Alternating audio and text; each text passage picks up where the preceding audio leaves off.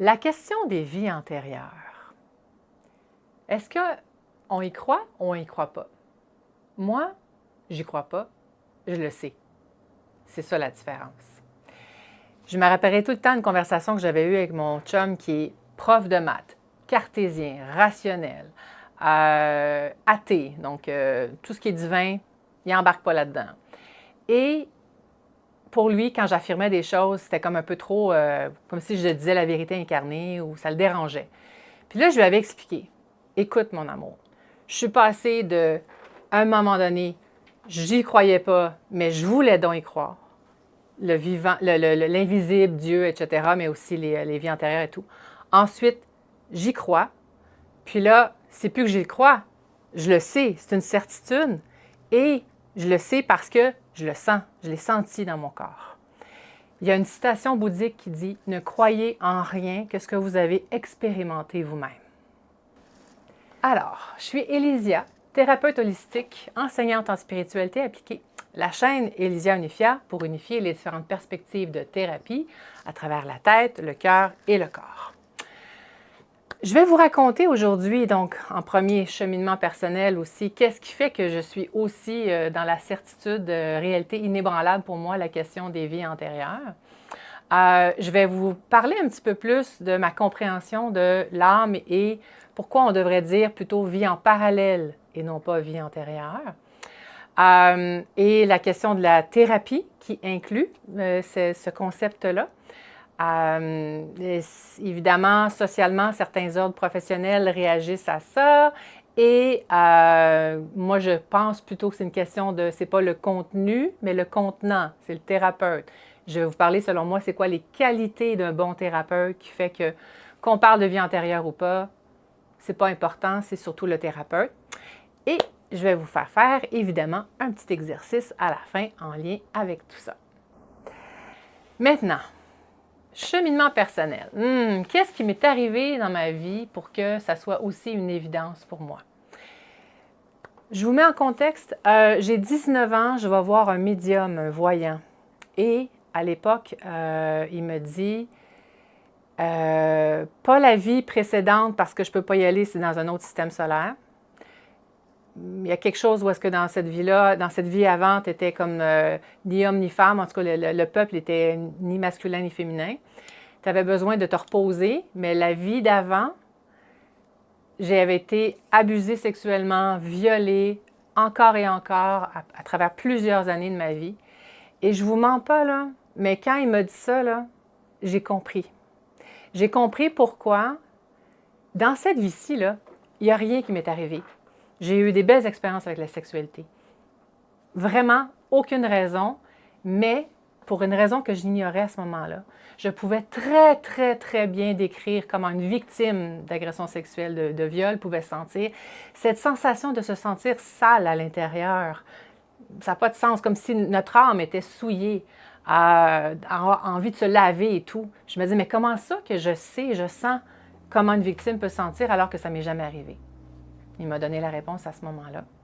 Et plus tard, je dirais de 2015 à 2020, j'ai eu l'occasion de travailler quotidiennement avec une thérapeute énergétique, mais qui elle utilisait plusieurs outils et qui travaillait justement pour aider à libérer les charges émotionnelles liées aux vies antérieures.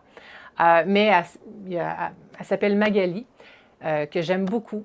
Et elle, maintenant, je vais vous donner même ses références en légende. Maintenant, elle travaille aussi avec la fasciathérapie, cette vidéo que je vous ai faite le 22 décembre 2024. Donc, elle, la même méthode, Dany Bois, elle travaille avec cette méthode-là aussi. Puis aussi d'autres outils qu'elle utilise. Mais bref, je ne sais pas si elle fait encore des séances en lien avec un nettoyage énergétique. Bref, ce qui m'est arrivé avec elle. En premier, il y a une phase où est-ce qu'on a nettoyé les vies, où est-ce que j'ai été victime. Entre autres, il y en a une qui m'avait... Il y en a deux, en fait, qui m'ont beaucoup marqué. Une où est-ce que j'aurais été un moine sous la direction d'autres... de mes supérieurs et il y avait beaucoup l'énergie de vouloir plaire, faire ce qu'on me demande, obéir, me soumettre.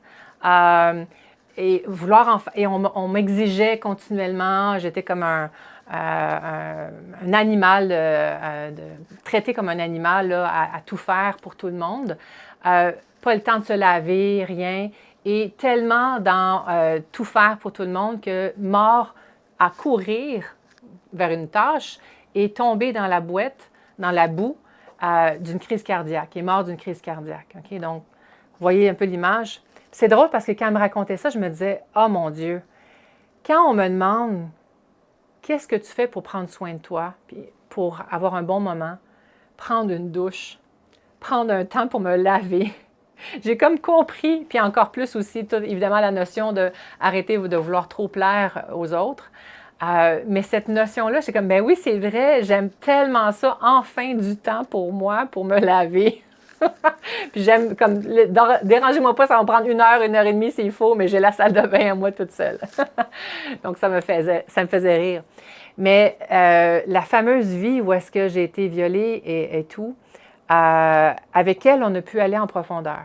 Puis ça m'a beaucoup aidée aussi, parce que elle m'expliquait que dans cette histoire-là, il y a comme l'enjeu de petite fille, je m'aventurais, je courais en dehors du village, je sortais du village pour m'amuser. Et mes parents me chicanaient en me disant « Non, non, c'est dangereux de t'éloigner. Okay? » Mais un jour, je reviens et le village a été attaqué. Les gens sont morts, mes parents sont morts, je me retrouve orpheline. Et donc, il y a un message paradoxal pour moi sur « Ben non, ça a été plus sécuritaire que je m'éloigne. » Parenthèse, dans ma vie actuelle, j'adore sortir de la maison et m'en aller toujours à l'extérieur. Ça me fait penser à ça. Mais dans cette histoire-là, quand je reviens au village puis que finalement, je me rends compte que c'était plus sécuritaire que je sois à l'extérieur, en cours de route, finalement, je me fais prendre par un homme qui, au début, me tient sous son aile, mais pour m'utiliser ensuite. Et là, je suis comme un objet qui est vendu à plusieurs hommes et s'ensuit une vie de victime de viol et d'agression sexuelle. Donc là, je comprenais un petit peu plus d'où ça venait. Maintenant, et oui, ça l'a libéré beaucoup, mais encore une fois, il y avait aussi tout le mélange autour de plaire, déplaire, etc. Donc, il y a plusieurs enjeux émotionnels reliés à ça. Ce qui m'a le plus marqué, par contre, ce n'est pas émotionnellement comment j'ai ressenti dans mon corps ces vies antérieures où est-ce que j'étais victime. C'était plutôt les vies où est-ce que j'étais agresseur. Et je me rappelle encore lorsque Magali me dit « OK, es-tu prête? On va aller vers une autre phase de la thérapie. » Et je ne sais pas pourquoi, mais intuitivement, je savais où est-ce qu'elle s'en allait. Puis je lui disais « C'est fou, hein? Avec des clients, je sais que je peux avoir beaucoup de compassion, puis même s'il avait tué quelqu'un, je trouverais le moyen d'avoir de la compassion pour cette personne-là. » Puis elle me dit « Mais là, c'est le temps d'en avoir pour toi. » Puis, émotionnellement, là, lorsque j'ai touché, donc on connecte, on active les enjeux autour de ça, puis j'ai ma séance avec elle, puis dans les jours suivants, ça se libère, donc on continue à le ressentir dans notre corps. Il y en a une de ces vies où est-ce que j'étais agresseur, je pense que j'étais comme une sorte de médecin dans le Moyen Âge, où est-ce que je voulais comprendre les corps humains, puis je voulais disséquer des corps humains. J'en avais pas sous la main et je prenais des bébés. Je m'excuse pour les cœurs sensibles, là, mais pour moi, c'était comme la pire horreur que je peux imaginer de faire du mal à un bébé. Et c'est intéressant parce que j'avais eu un ami adolescente qui s'était fait opérer puis, au niveau du ventre, puis il me dit « Ah, tu veux-tu voir la cicatrice? » Puis il y avait des broches, vous savez, en tout cas... Le moment où est-ce qu'il m'a montré sa cicatrice, je pense que j'ai failli m'évanouir. L'idée même d'entrer dans le corps, pour moi, c'est insoutenable maintenant. Fait que je comprenais après coup pourquoi. Et dans cette période-là, là, je vous jure, le désespoir, puis j'ai envie de dire le désespoir, mais envie de mourir. Rien dans ma vie actuelle, à l'époque pouvait justifier ça. c'était une souffrance que je contenais, je vivais, je faisais mes choses, je faisais le lunch, je donnais à manger aux chiens, non, non, non, brosse les dents. Je me rappelle un soir, là, je suis en train de me brosser les dents, puis je me regarde dans le miroir, puis j'ouvre la valve consciemment, je reconnecte avec ça. Et les larmes, là, les sanglots qui sortent, puis là, genre, on referme, on continue à brosser les dents. Il y a une nuit où je m'étais levée à 3 ou 4 heures du matin, incapable de dormir à cause de cette souffrance-là, en petite boule, à terre, à pleurer toutes les larmes de mon corps, puis avoir envie de mourir. Fait que, moi, je vous avoue, là, quand les gens ils parlent des psychopathes, ils sentent rien, en apparence. Mais dans leur âme, oui, je peux témoigner que c'est extrêmement souffrant. C'est plus souffrant d'avoir été agresseur que victime. C'est drôle parce que par moi-même, j'avais développé aussi, donc sans l'aide de Magali, j'avais développé aussi l'habileté à aller toucher des zones de ces vies antérieures-là avec l'aide du pendule pour vérifier si c'était mon mental qui me jouait des tours ou si ce que j'avais comme image était vrai. Puis à un moment donné, j'avais touché aussi à l'idée de me pardonner. Et j'avais l'image, je pense que c'est une autre vie que celui du médecin, parce que je voyais un manoir avec un terrain et j'avais tué des gens et j'avais mis les corps dans mon jardin, enterrés dans mon jardin. J'avais des serviteurs, des femmes de ménage, etc. Puis j'étais malade à la fin de ma vie. Puis il y avait une femme de ménage, je vois l'image, elle me donne la soupe parce que je suis trop malade. Et je sais dans son visage qu'elle sait mon secret. Elle sait que j'ai été meurtrier. Et je ne comprends pas comment ça se fait qu'elle arrive à avoir de l'affection pour moi, quand même, en me nourrissant alors que je suis malade. Puis cette notion-là de est-ce que je peux me pardonner? Pardonner à ces horreurs-là que j'aurais fait. Dans l'exercice que je vous racontais au niveau du pendule, il y a un livre que j'ai beaucoup aimé, puis j'ai envie de vous le conseiller. C'est une série. Peut-être que certains vous en ont entendu parler. Ça a été très populaire à une époque. La prophétie des Andes. Okay? Mais il y a une série, La prophétie des Andes, le premier, il parle de 9 révélations. Ensuite, il y a un livre pour la 10e, la 11e et la 12e. La 10e révélation, je l'ai ici. La 10e prophétie, l'accomplissement des 9 révélations et la découverte des clés de l'après-vie. Puis, c'est présenté comme un roman, comme une histoire. On voit des personnages, qu'il leur arrive des choses. Donc, vous pouvez le lire simplement comme un roman. Vous décidez ce que vous prenez comme étant vrai ou pas à votre guise. Totalement libre. Mais moi, j'ai décidé d'embarquer totalement.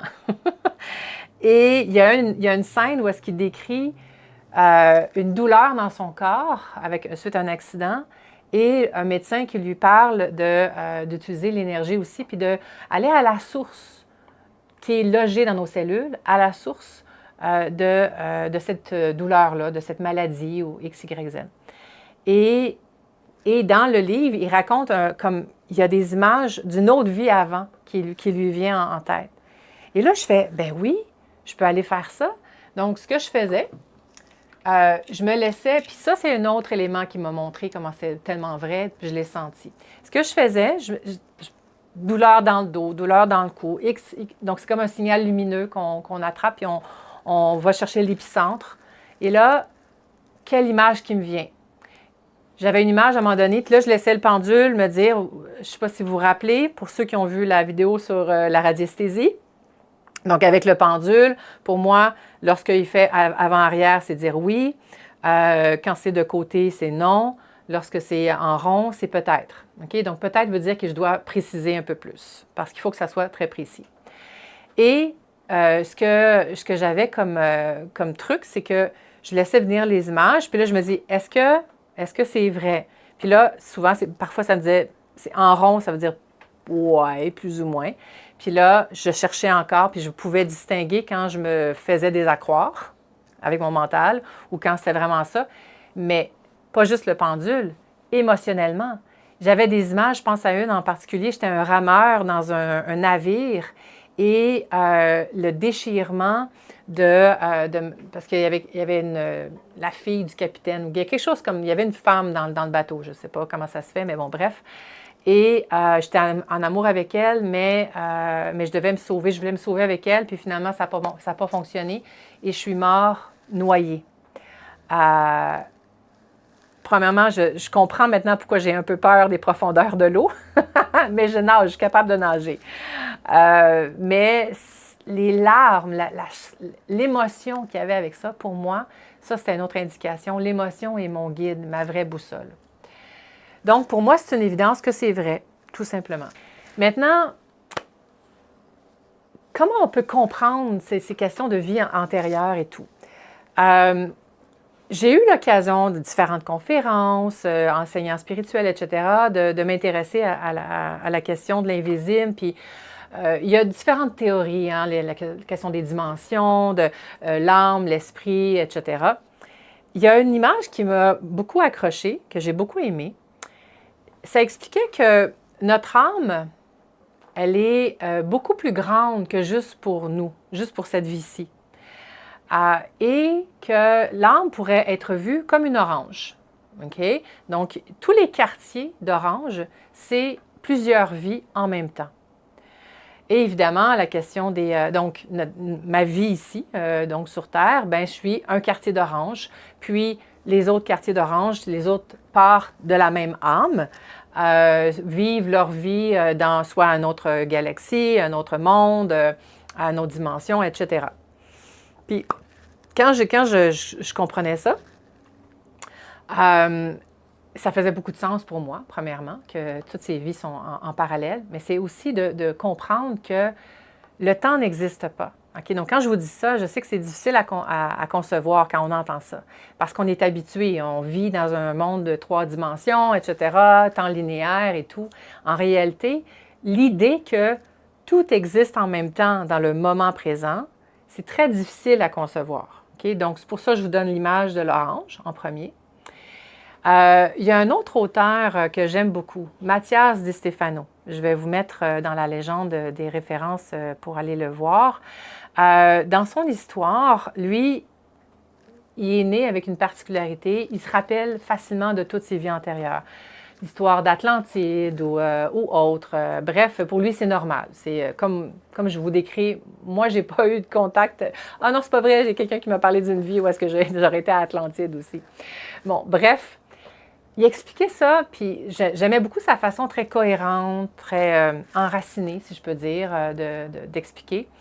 Il disait, les vies en parallèle, c'est comme si tout existe en même temps dans différentes dimensions, puis lorsque notre vie vibre d'une certaine fréquence, ce qui vibre en résonance, comme un écho avec quelque chose de similaire dans une autre vie, c'est là qu'on peut se rappeler un petit peu. Et c'est utile parce que ça permet de venir résoudre davantage qu'est-ce qu'on est en train de traiter dans notre vie-ci, mais que ramasser les différents morceaux, intégrer les autres morceaux dans les autres vies parallèles, ça donne des éléments de solution davantage. Il y a une autre auteure, Paul Mongeau, psychologue, et bon, évidemment, il y a toute une polémique autour de la psychologie et la question des vies antérieures, mais je vous raconterai tantôt. Bref, il y a une technique qu'elle utilise, hypnose conversationnelle, où est-ce qu'il s'agit de, en hypnose, avec l'imagination active, mettons que je veux développer une compétence particulière, arriver, mettons, pour moi, c'était accepter de faire confiance quand je n'ai pas le contrôle. Okay? Donc, par exemple.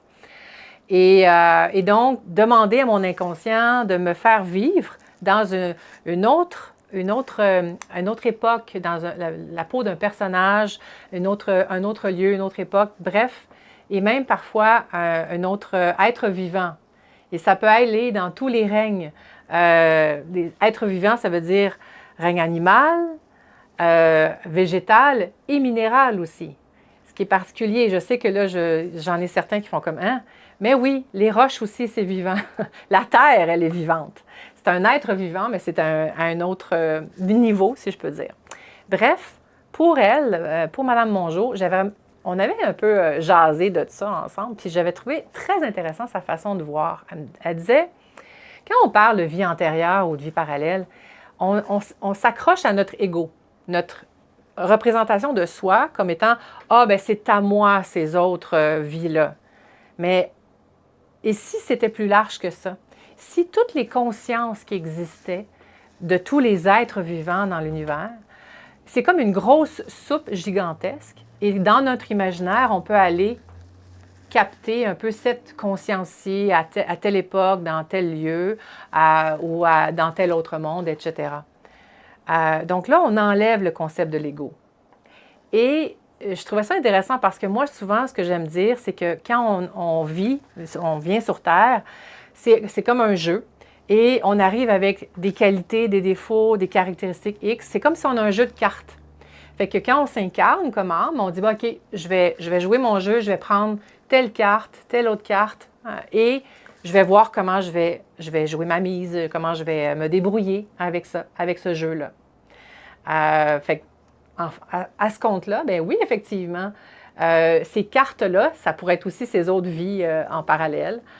Bref, moi, j'aime sortir de la boîte, sortir d'une vision trop étriquée de ce qui peut nous aider. Et là, ça m'amène parce que la technique d'hypnose conversationnelle, il y avait un terme pour ça, là, développement de compétences par allégorie. Donc, l'allégorie étant à rentrer dans le personnage de l'autre époque. Aider avec, donc de façon thérapeutique avec la question des vies antérieures. Il y a eu à l'automne 2024 une question polémique. Au Québec, nous, l'acte de psychothérapie est réservé. Okay?